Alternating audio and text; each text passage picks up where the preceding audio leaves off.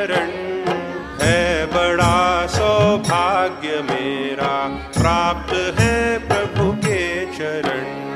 धन्य यह जीवन हुआ, मैं आ गया प्रभु की शरण है, बड़ा सौभाग्य मेरा। జై గురు మాణిక్ ప్రభు మహారాజ్కి జై. సో స్వామివారి జీవ సమాధి దగ్గర అద్భుతమైన పాట పాడే అవకాశం దక్కిందని చాలా అదృష్టంగా భావిస్తున్నామండి మేము.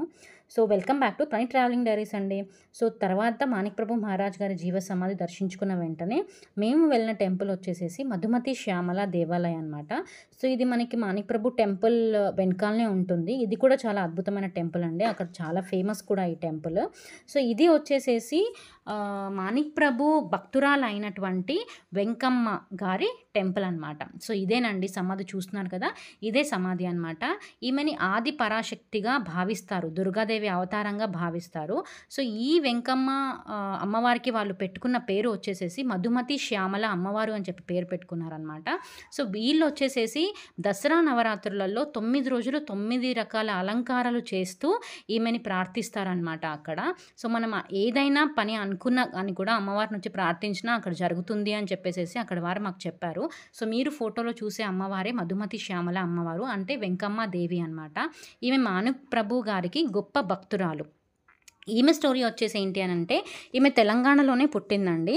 చిన్నతనంలోనే వైధవ్యం కలగడం వల్ల వాళ్ళ తండ్రి తన దుస్థితి చూడలేక మాణిక్ ప్రభు గారి దగ్గరికి తీసుకొస్తా ఉంటే ఒక ప్రమాదంలో తన పరివారం అంతా చనిపోతుంది. కానీ తను ఒక్కరితో మాత్రమే బతుకుతుంది. అది మాణిక్ ప్రభు గారి నామాన్ని జపం చేస్తూ ఉంటుందన్నమాట. సో ఆ తర్వాత ఇంకో అద్భుతమైన ఘట్టం వచ్చేసి వెంకమ్మాదేవి జీవిత చరిత్రలో అద్భుతమైన ఘట్టం వచ్చేసి ఏంటి అని అంటే, ఆమె చనిపోయింది, ఆమె దేహాన్ని విడిచింది అని చెప్పేసి అందరూ అనుకుంటారు.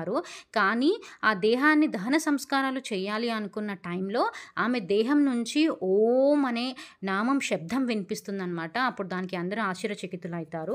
అప్పుడు మాణిక్ ప్రభు మహారాజ్ గారు వచ్చేసేసి ఆ దేహాన్ని మళ్ళీ బయటకు తీసుకొచ్చి మాణిక్ ప్రభు గారి నామస్మరణ చేస్తూ చేస్తూ అలాగే జీవ సమాధిలోకి వెళ్ళిపోతుందన్నమాట అమ్మవారు.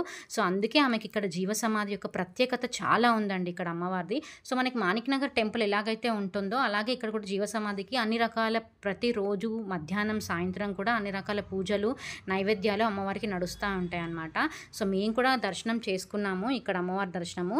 సో మాకు ఆయన మా వారు అమ్మవారి పాటను అమ్మవారి దగ్గర అర్పించారు, నేను నా స్వరాన్ని స్వామివారి దగ్గర అర్పించాము. సో ఇద్దరికి చాలా అద్భుతంగా అనిపించిందండి. ఇంకో విషయం ఏంటంటే, మీకు ఇక్కడ అన్నదానంకి కూడా ఏం కొదవ ఉండదన్నమాట. భండార్ ఖానా అని చెప్పేసి ఉంటుందండి. సో మీకు 12:30 నుంచి మీకు ఫుడ్ కూడా అన్నదానం కూడా అవైలబుల్లో ఉంటుంది. సో మీకు అక్కడ అకామిడేషన్ డీటెయిల్స్ కానీ అన్నదానం డీటెయిల్స్ కానీ అక్కడ ఏమేమి టెంపుల్స్ చూసుకోవాలి అవన్నీ డీటెయిల్స్ కావాలన్నా కానీ కూడా కమెంట్ బాక్స్లో కమెంట్ చేయండి. ఈ అమ్మవారు ఈసారి మాణిక్ నగర్ వెళ్ళినప్పుడు కూడా ఈ అమ్మవారి దగ్గర కూడా తప్పకుండా దర్శించుకోండి. జీవ సమాధి కాకుండా ఈ సాక్షాత్ దుర్గాదేవి అమ్మవారిని కూడా దర్శించుకోండి. సో చూస్తున్నారు కదా, ఇక్కడ మధుమతి శ్యామలాదేవి వెంకమ్మ అనే స్టోరీ అని కూడా ఇక్కడ రాసుంది. సో ఇలాగే మా ఛానల్ని సబ్స్క్రైబ్ చేస్తూ ఉండండి. ఇంకా మరిన్ని వీడియోస్ కోసం సబ్స్క్రైబ్ చేసుకోండి. ప్రైన్ ట్రావెలింగ్ డైరీస్ అండి. Thank you so much. ఓం దుర్గా దేవతోభ్యో నమో నమః. ఓం మధుమతి శ్యామల దేవతోభ్యో నమో నమః.